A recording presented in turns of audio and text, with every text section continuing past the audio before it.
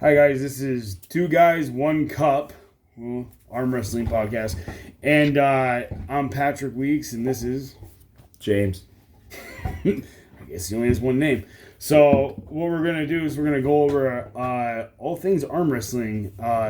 Monster Factory 4 was last night, and then we're gonna go over what's the Cousins Clash because we're in Vermont. So we're gonna go over like Legacy Trophy and who's competing, and there's a tournament with it as well.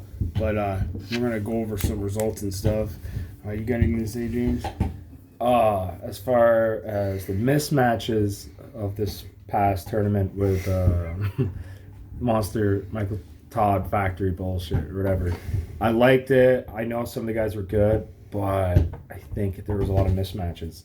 Yeah, I'd say so.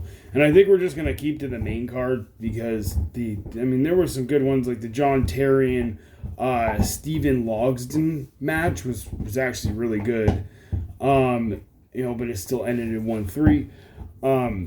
John looked really good. I don't know. It seemed like he burned out. But Stephen was pretty gnarly.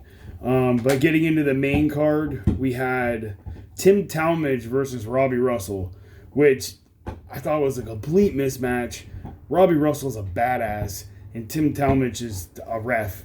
So it was just it was an odd pairing. Do you remember that one? Oh, that was the one. Older bald guy. Yeah, with a beard. Yeah. And it was. It wasn't even freaking close. And then Rackers Mosier, which was probably the match of the entire day. Which I had Daniel Mosier all day, but Rackers smoked him. It was, I feel like hand control wasn't even close. Rackers' hand was way stronger, and Mosier just couldn't catch up. I thought he would be a lot faster. Yeah, I thought Mosier was going to be hitting, and Racker was going to be catching and then burning through, but I did not see Mosier put a hook on Racker. And Racker still blew through. I know, but it was still impressive. I thought he was going to stay to the outside.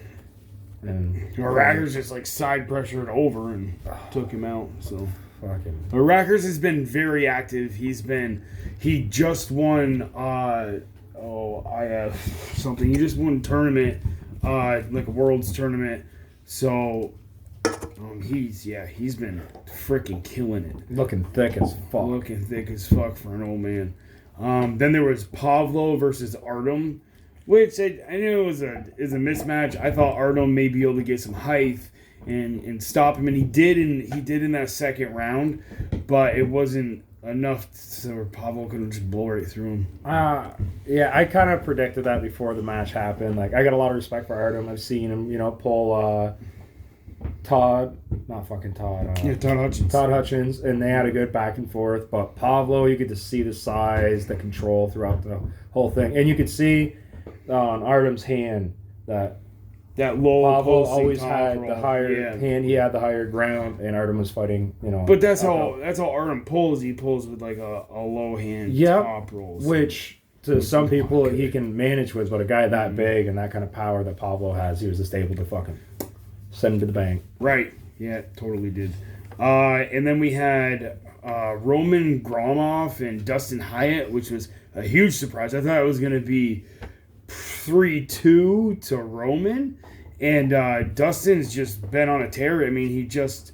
who did he just beat? He just beat the Irish guy over at Arm Wars. But Dustin's looked freaking amazing, and he looked much bigger than Roman as well.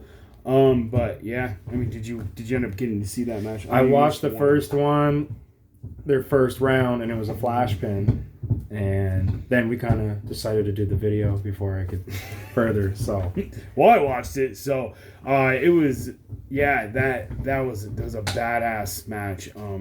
Dustin's hook was just way too much, and then he was able to pull inside, press. Every single time. It was like every single time Roman got out, it was just Dustin waiting to creep up and come back, and then he was able to get Roman stretched out enough to just quickly press him. So, And then we had Pablo and Ron Bath, which James didn't get to see, but I didn't get to see, but I had a lot of love and respect for both competitors. I had my money on Ron Bath, but I guess it wasn't even close. Pablo is on another level, and I guess we have to give him a little more credit for what he was able to do at King of the Table as well against a super heavyweight. You gotta fear the beard, dude. The guy that comes up with a fucking mane, yeah, it never ends well. No, it doesn't. He's got that Ukrainian power, so. And then, so that was most spectacular. I thought there was just so many mismatches. It was a weird showing. It seems like every time you have that Monster Factory, it's been a lot of mismatches. There's been very few killer matches, and I guess it's good because it gets people watching the sport because it's free. But he's got to put together. He's got to be a better matchmaker than that. Yeah, it's kind of like Tinder, you know.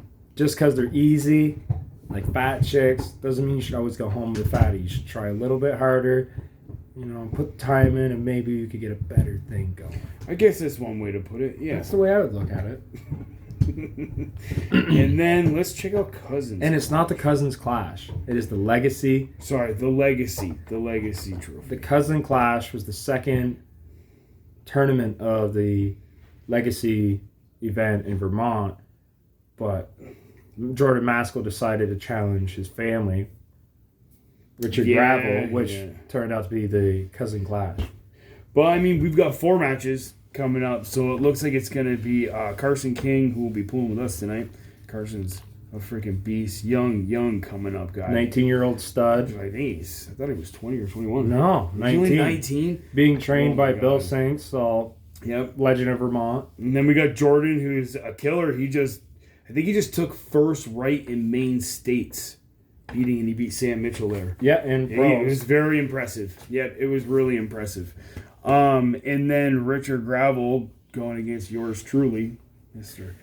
James Mason. Yeah, the old guys that all want to fall, and that's just how it's going to be. And we're going to take out the old legends of Vermont before we move on to anyone else.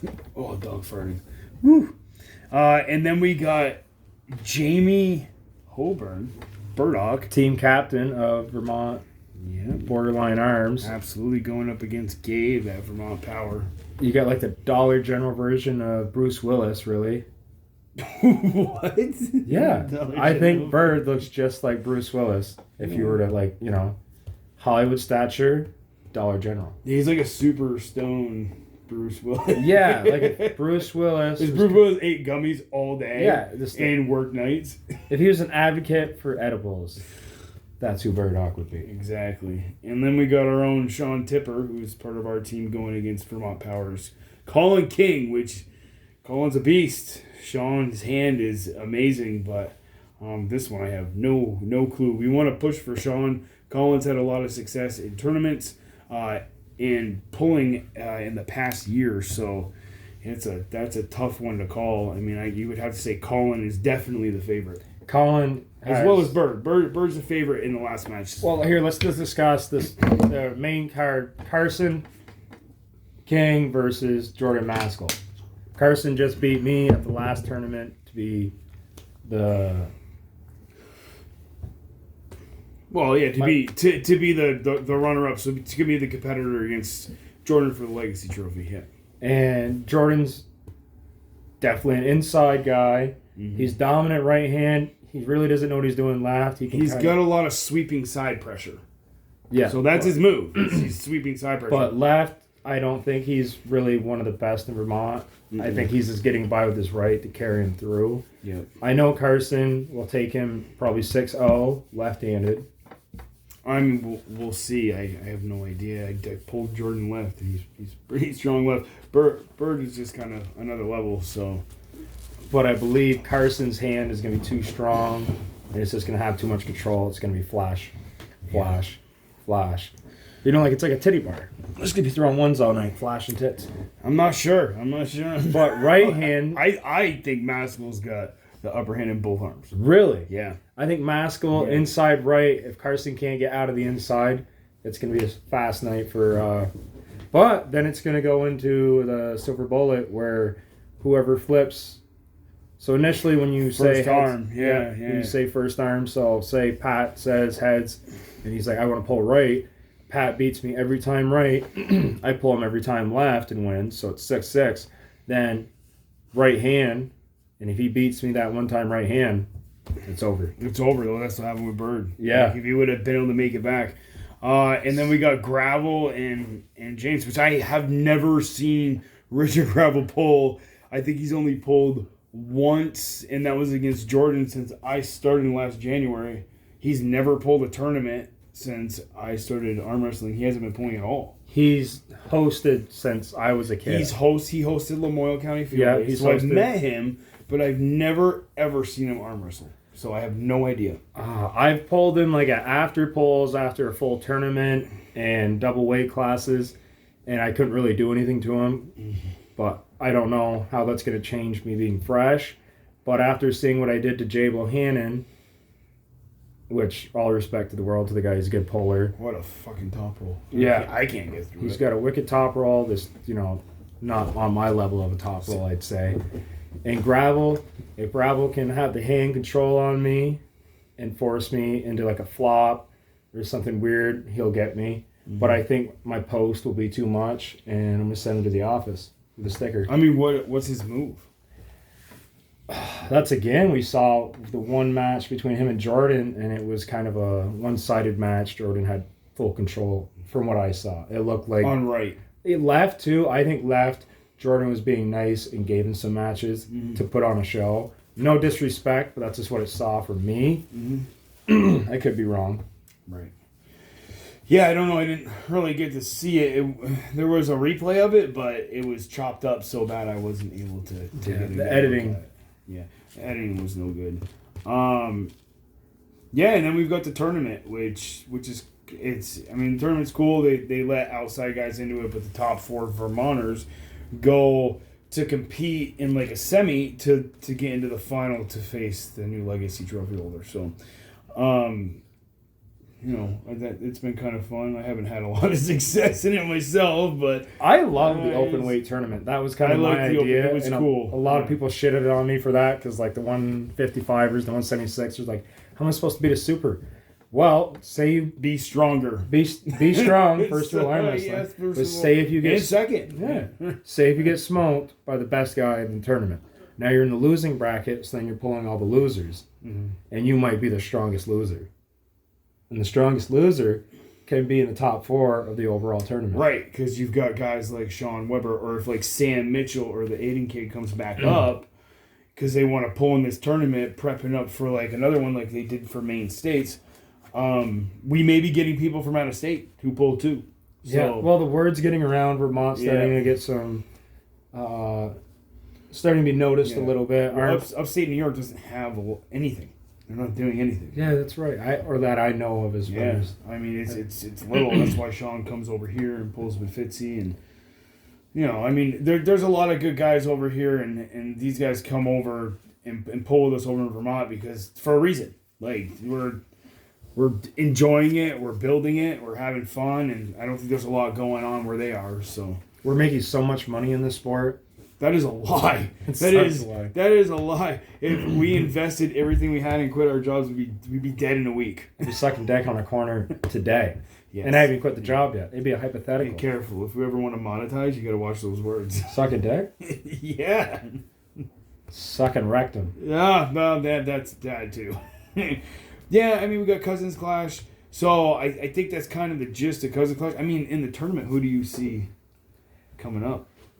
That's going to win the Legacy Open. No, who do you... So we got the tournament coming for qualifier. Who do we think we're going to see? Because these guys, we've got Colin, Sean, Bird, and Gabe. Those guys are out of the tournament. Like, they're not going to pull the tournament.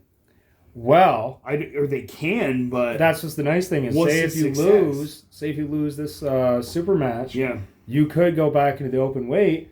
Burdock, for example. Oh, that's right. Bird pulled the tournament. Pulled Maskell. Mm-hmm. He got beat bad right, beat Jordan good left, but, it's that deciding factor. But then Bird went into the weight class, or open weight, left and right, and luckily placed, was it left hand? Yep. Yeah. He plays left hand. So now he's and back. The only reason, right, he had some bad matchups, right? And then we had a little bit of me and him had a little, I stopped him for a little bit in that defensive press. Oh, you guys pulled up there? Yeah, we pulled both hands. So he beat me both hands because he knows my lanes. So, but Bird puts it all over me. It's kind of hot. No, it's not. It's just frustrating because I beat him in practice. But it goes to show you, like, practice is practice, and practice pulling is not tournament pulling. Absolutely not. Because I'm a great practice puller. I get into a tournament and I'll win a few. Like, I won a couple matches in New England. Is it the adrenaline? No, it's the it's the connection. It's the mind connection. Like, are you just so hyper focused on everything that you I'm trying to focus into my one move, and I'm not feeling their hand for what they're doing. Like when I went against Aiden, if I would have gone right in and hooked instead of trying to press, he never would have pulled me out. I would have been in a better position, and I would have been bent arm. So I fucked up. See, I wish I had that mental aspect of pulling. When I get beat, I suck, and when I win, I'm great. I don't have any, like, what I need to do better. I mean, for me, I'm always looking to see what I can do better, so it's cool, but it's, but it was it's like the mentality of powerlifting, the mentality of strongman, and doing, all right, how can I make this better? How can I make this lift stronger? How can I get more reps on it? So now it's, all right, how can I build this lane? What can I do to protect this? I just look at it differently. I'm old as dirt, dude. I got 16 years on you. I just try to think about, like, how's the best I can look while winning. Well, you should be worrying about, like, how you can win and what lane you have to use. No. You gotta defend. Well, how good do you look while winning? What if you're losing? You don't lose as long as you're the one that's looking good while losing. Then you're a winner. That's the difference between a winner and a loser. Is a winner knows how to lose. And a loser can't. Right? No, because a loser can become a winner if they practice hard enough. No, if you're a loser, you're a loser. There's a loser mentality. No. If you're a loser, you're a loser. If a winner loses, he just won. I guess. I don't know. I think you can always change who you are. I don't think you're defined by... You go to one tournament, you lose. That's okay. You go to two tournaments, you lose. I'm seeing a factor. You see 3 times you lose. I'm not attacking you. I'm just saying. Well, I mean, it's that open tournament was my third one, and that was a little tough to win because they literally showed up, and I went against the best 3 guys in the entire tournament. Yep. Except for Sean and me and Colin. Well, and me. Yeah, but you didn't pull. Oh, you pulled. I did pull. You pulled right. left, or you pulled right. I was injured left. Because it was, I didn't have to pull Colin. I wish I would have pulled like Gabe or something. So I was hoping to line up with Gabe. Because I've been watching him pull, and I wanted to see how he pulls. So you see a lot of video on Gabe. He's actually showing up tonight. Yep. So I'll be able to lock up with him and see how that goes. Well, and we get to see a little inside match before it happens, before anyone finds out about who's going to be the winner between Gabe and Bird. Right, and Tipper and Colin if they want to pull. Maybe they don't want to pull though. So yeah, because it's kind of like a little bit sexy. You don't know what's gonna happen. You're like I want to find out, but I don't. Like, well, remember Jordan and Bird pulled at Fitzy's house, and like he didn't get a grasp. They didn't really get a grasp on it. I mean, Bird had a hurt shoulder and then didn't fucking tell anybody. Until the day of the tournament. Until after. He's like, well, I didn't want to seem like a bitch. But you can't take anything away from Jordan, right? No. It's up to you to show up healthy. If you're injured, you gotta... I hate the guys that use the injury as an excuse. And he did not. He did not. Bird's a freaking beast, so... But, I mean, we'll see what happens. It's like my grandma always said. Excuses are like assholes. Everyone likes to lick them. Your grandma said that? Kind of, sort of. That's what I got from it. She licked your asshole? Fucking wish. That's weird, dude. That's you got a weird years family. Of wisdom on tongue. You got a weird family. I mean, maybe, that's really all we have for this podcast. We're going to get into some East versus West at some point. Maybe we'll get together in the next week, and hopefully we'll be able to get into some stories that James has. I haven't really told you this, but I want to do like some James minutes on here, and I want like, you to tell some stories. Like a quick bit. Yes. So we're quick bit. What we're gonna do is we're gonna post this to my YouTube, and we're gonna post this as a podcast, and then not even a quick bit, but I want you to make the stories as long as possible. But like I see what you're saying. Isaiah stories and some redheaded stories. And then some of like the craziness that you went through. I mean, we've all been through some crazy stuff, but yours are so good. Mine are I don't remember mine so well because it's the years they'll get to you. It's not the years, it's what I was doing at that point. So it's just better man these days. Yeah. But I can just advice for if there's another giant lockdown in the United States due to some virus, I can say in the 2 years of the virus that we had, no misinformation, but all I did was eat ass and get my ass ate. And I'm healthy. I mean, I think that's my only nutritional benefit I can say into arm wrestling if you really want to get really strong. Go through a pandemic? No, eat ass. Oh, it's so that, weird. You know what I mean? That immune system you need. We're a little off track. Immune system. Yeah, you gotta have a strong immune system. You ever get sick and you can't pull? I have kids. I get sick. Exactly, because you don't eat the ass. Oh, I still pull if I'm sick. I'll still pull if I'm sick. I'll ask you guys if it's alright if we pull, and if you say I don't give a shit, then we'll still pull. I don't care about being sick. I think it's first rule arm wrestling practice. If you show up sick, everyone should make out, so then everyone feels fair. Alright, so this is the gay hour with James and Patrick. Hey, we don't judge. This is two guys, one cup. Alright, this is gonna be weird, but we're gonna have fun. Alright, so that's it for this time. We'll do, I hope, before Saturday, I want to do the East versus West, so if we could, maybe we gotta meet up once. Well, I don't work Fridays, so I already can tell you my money is on everybody from the West. It can't be. There's no fucking way. All of our West boys are winning. Fucking Wolverines. I mean, we got a good chance. I don't want to go through this yet. Let's do a video on it. We'll go through it. We'll do some research. All right, man. That's it for this time.